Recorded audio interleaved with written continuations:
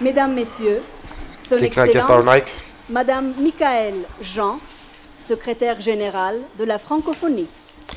Michaëlle Jean, francophonie գլխավոր.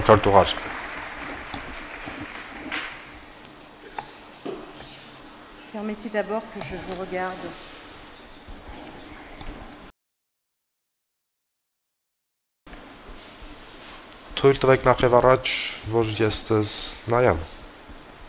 Excellence, Monsieur le Président de la République d'Arménie, Monsieur le Premier ministre d'Arménie, Messieurs les chefs d'État et de gouvernement, Mesdames et Messieurs les ministres, Mesdames et Messieurs les ambassadeurs, Mesdames et Messieurs les chefs de délégation, Madame la directrice de l'UNESCO, Monsieur le secrétaire général de l'OEA, chers amis de la francophonie. Tout sur cette terre d'Arménie nous appelle à un devoir de mémoire. Tout ici est à jamais empreint du souvenir des centaines de milliers de victimes de ce monstrueux projet d'extermination planifié, méthodique et persévérant dans l'horreur que fut le génocide arménien.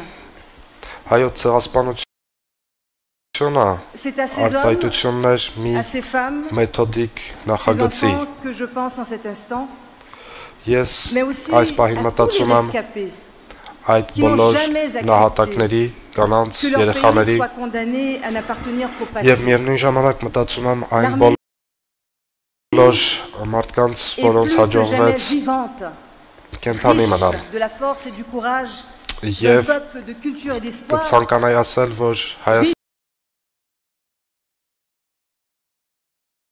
de l'ingéniosité et de la vaillance de sa jeunesse projetée vers l'avenir, riche de la vitalité de sa diaspora qui a donné les dimensions du monde. N'était-il pas de ces citoyens, de ces Arméniens du monde? Eh bien, aujourd'hui, Monsieur le Premier ministre, c'est le monde qui, à votre invitation, vient à l'Arménie, à travers les 84 États et gouvernements de la francophonie. Et c'est pour nous une grande fierté, un grand honneur, à la hauteur de l'accueil si chaleureux, si sincère qui nous est réservé à l'occasion de ce 17e sommet de la francophonie. Je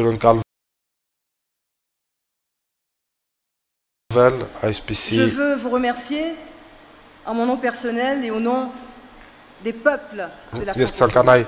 Messieurs les chefs d'État et de gouvernement, tout ici, en cette terre d'Arménie, nous appelle à un devoir de mémoire.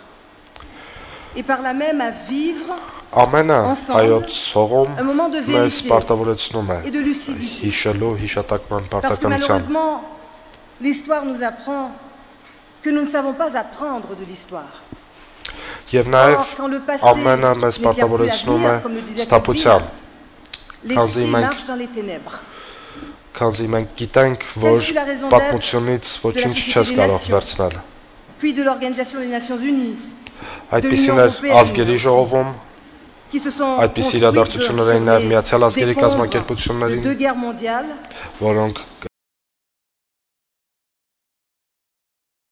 avec la farouche volonté d'assurer enfin la paix et la sécurité, de favoriser le progrès économique et social à travers la coopération entre les peuples et sur la base également de la reconnaissance de la dignité, des libertés et des droits fondamentaux de la personne humaine. Nous ne sommes pas tous parvenus à éviter le pire.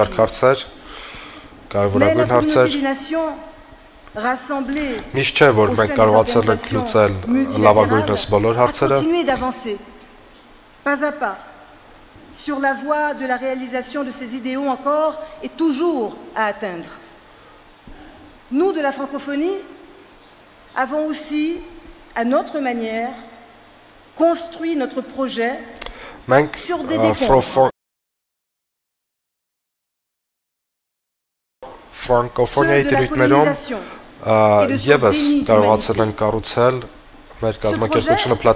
l'avons construit avec la farouche volonté de renaître à nous-mêmes et de renaître au monde. Et nous avons su faire de la langue française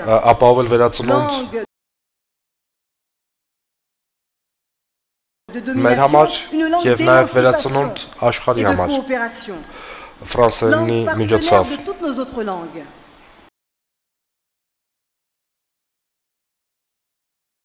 Mais surtout, au service d'un humanisme intégral et universel, dans lequel trouverait à s'épanouir autour de valeurs partagées la diversité de nos traits de civilisation, de nos cultures, dans toute leur richesse et leur complémentarité, et dans leur égale dignité. Մշակույթների բազմազանությունը եւ միևնույն ժամանակ հավասարազոր արժանապատվությունը։ Pour toujours mieux concrétiser et faire prospérer cet idéal, pour toujours mieux nous adapter aux bouleversements géopolitiques et aujourd'hui aux défis de la société mondialisée. Et nous sommes chaque jour debout et à pied d'œuvre, tout sauf fatigués. Nous avons chassé le mot fatigue de notre vocabulaire. Permettez que je cite ici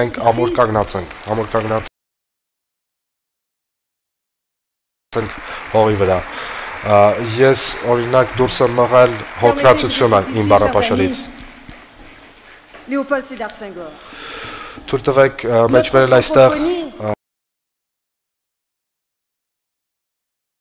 N'est ni une tour, ni une cathédrale.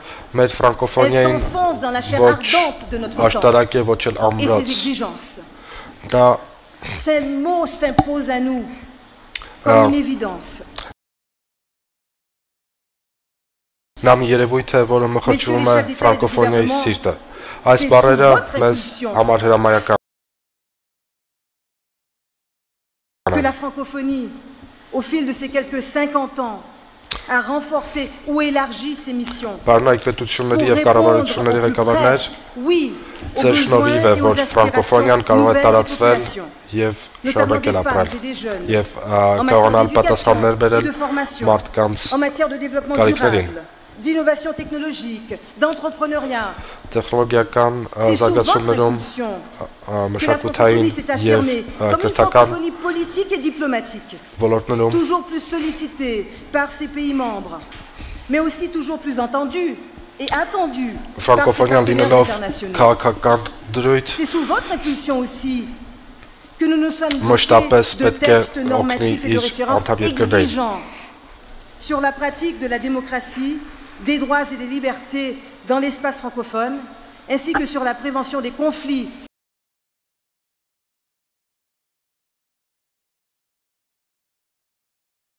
et la sécurité humaine, tout en les revisitant à la lumière des menaces nouvelles. C'est en cela que le bilan de mon mandat que je vous présenterai est aussi votre bilan. La somme de tout ce que nous avons porté et construit ensemble durant ces 4 années. Dans le droit fil de ce que mes illustres prédécesseurs avaient engagé aussi. Et ce, grâce à la mobilisation constante et à l'expertise de tous les acteurs et de tous les réseaux de la francophonie. Là est notre force.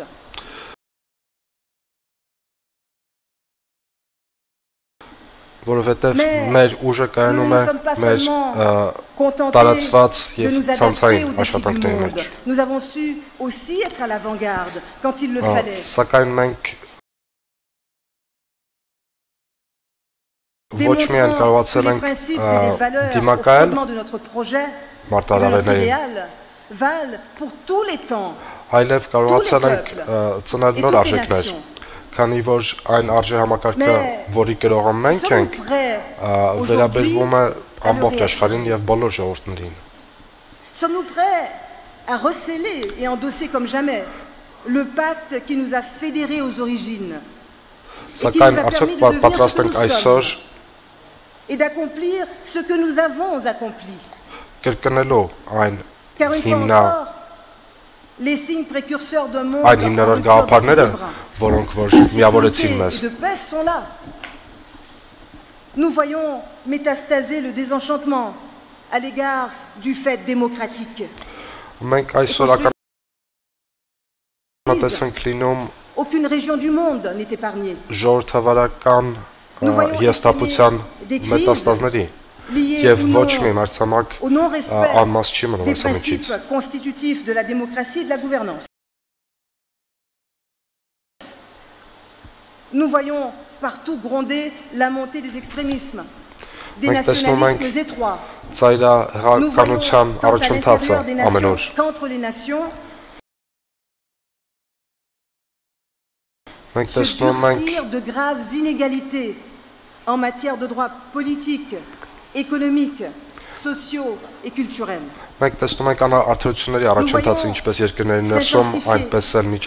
voyons les maux liés notamment au terrorisme et à la radicalisation violente, avec les exactions et les graves violations des droits et des libertés, mais aussi de la paix et de la sécurité humaine qui en résulte. Nous voyons partout s'exacerber la tentation du protectionnisme et de l'isolationnisme, jusqu'à dresser des murs aussi honteux que dérisoires pour repousser ces millions d'hommes, de femmes, d'enfants prêts à payer de leur vie la quête légitime d'un avenir meilleur, d'un avenir tout simplement. Ինչքան ծիծաղելի, որպեսզի հեռու պահենք մի շարք բնակչությունների, մարդկանց եւ կանանց. Et du multilatéralisme, voire leur remise en cause, et par conséquence la remise en cause de la démocratie internationale.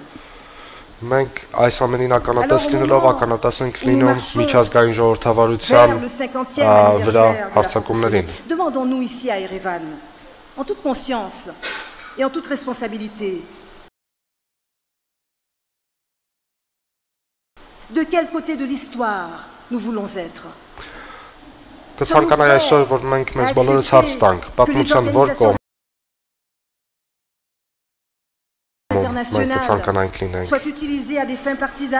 Արդյոք մենք պատրաստ ենք ընդունելու, որ միջազգային կազմակերպությունները լինեն գործիքներ ոմանց ձեռքում։ Pour trouver des réponses et des solutions transnationales à des menaces et des défis désormais transnationaux. Թե մենք կցանկանայինք ստեղծել հարթակներ, որոնք որ կարողանային պատասխաններ բերել միջազգային միջկառավարական հարթություններում։ Que l'on vide de leur sens au nom de la réelle politique.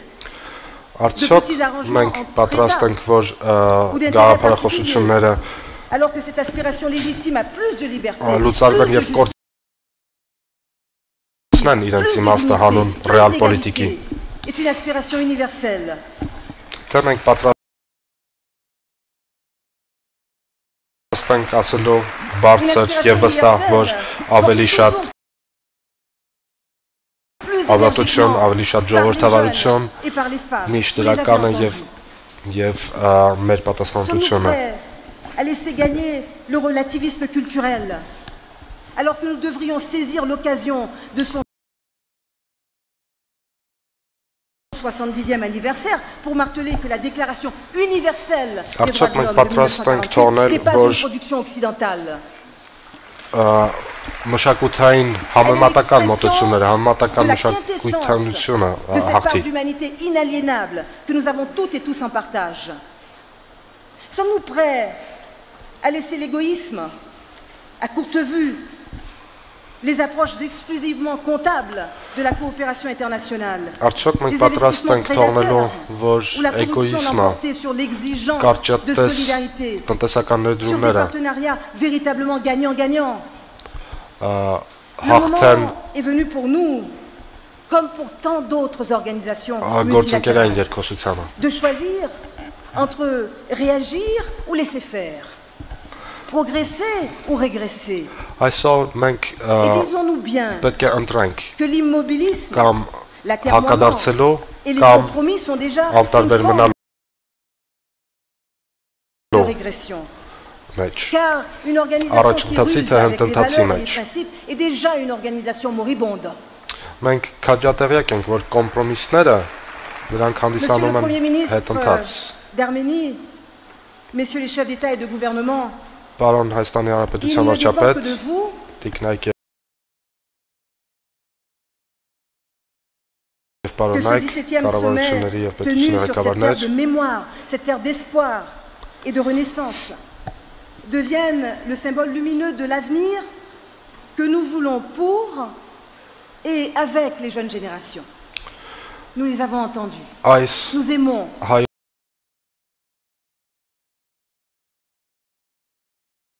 Faire que leur voix porte. Je vous remercie. Եվ հիշատակի հողը կարող է դառնալ երիտասարդության եւ հույսի խորհրդանիշ եւ այս խորհրդանիշը